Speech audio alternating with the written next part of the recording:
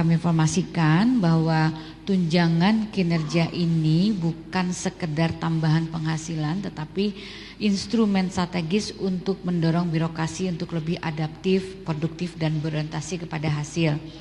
Nah, tentunya ada 3 hal utama yang menjadi pertimbangan atau yang mendasari pemberian tunjangan kinerja ini adalah: pertama adalah untuk mendorong budaya kinerja dan profesionalisme ASN. Kedua, untuk menghapuskan berbagai honorarium dan tunjangan-tunjangan lainnya. Dan ketiga adalah memacu percepatan reformasi birokrasi di seluruh instansi. Perlu diketahui rekan-rekan media sekalian bahwa sejak tahun 2008 kebijakan tunjangan kinerja tentunya terus berkembang dan kini diterapkan lebih dari 90 instansi pemerintah, dengan besaran tentunya disesuaikan dengan capaian reformasi birokrasi di masing-masing instansi pemerintah. Nah, hari ini kita bersama-sama duduk di ruangan ini karena sudah diterbitkannya Perpres nomor 19 tahun 2025 tentang tunjangan kinerja bagi pegawai di lingkungan Kementerian Pendidikan Tinggi, Sains dan Teknologi. Nah, ini tentunya rekan-rekan sekalian, ini adalah langkah penting di dalam mengapresiasi, salah satunya karena memang ini kaitannya dengan di dalamnya termasuk untuk dosen.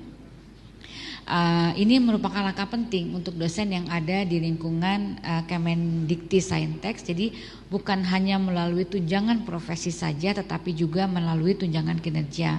Dan kebijakan ini akan mulai berlaku sejak tanggal 1 Januari 2025.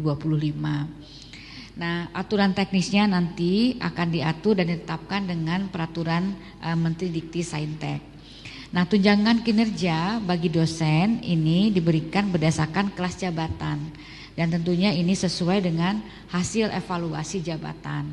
Kelas jabatan sendiri sudah ditetapkan melalui surat Menpan yang sudah kita terbitkan sejak tanggal 15 Desember tahun 2022 yang akan menjadi acuan bagi seluruh instansi pemerintah pengguna jabatan fungsional dosen.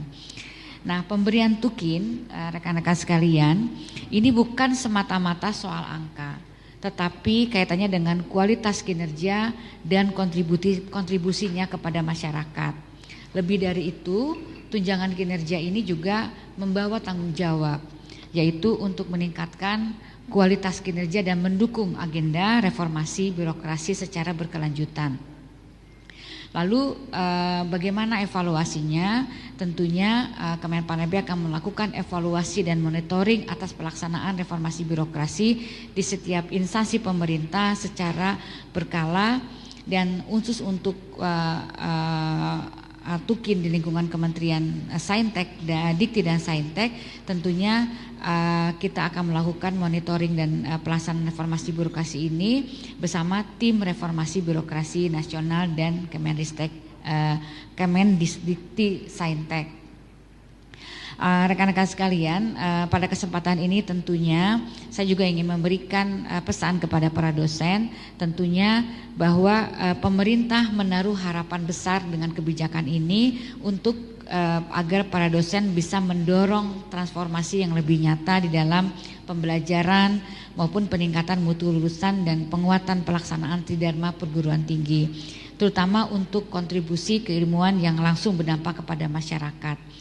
Jadi rekan-rekan sekalian, tunjangan kinerja ini adalah simbol dari perubahan dari cara kerja, perubahan budaya birokrasi, dan perubahan mindset kita sebagai aparatur negara. Dan jadi oleh karena itu kami berharap kebijakan tunjangan kinerja ini tentunya menjadi pemicu semangat untuk terus bekerja lebih baik, melayani lebih cepat, dan memberikan dampak yang nyata kepada masyarakat.